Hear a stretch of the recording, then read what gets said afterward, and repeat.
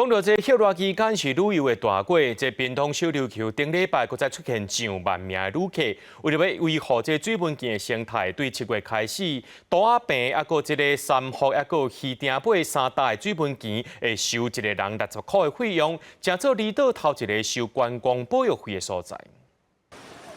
大人甲囡仔伫科拉波哪体验哪听讲解，屏东小琉球三福大阿坪鱼鼎尾三个科拉波有丰富的生态，吸引一寡游客来遮佚佗。暗过7月开始，这三个科拉波爱收每人60块的观光保育费，部分游客改去免收钱的甲房玩家联活动。私下聊，他们是说他们会先跑那边，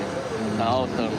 看这边的收费的状况怎么样？根据统计，小琉球去年总游客数挖近112万人，虽然有观光财入来，不过游客伫科拉波采搭，地区沿海生物量减少。为了保育生态，县政府针对为做水产动物保育区的3个科拉波收费总量管制，这24头一天游客数明显降低。3个潮间带的进入人数约48个人，那跟去年同期的进入人数的平均是600人，所以在人数 上是差距蛮多的。有几条团游客伫无收费的海域酸水厅导览，拄仔是休热，小琉球顶礼拜六已经出现万人上岛情形。初2早起人无减少，面对收费议题，游客意愿无同。当然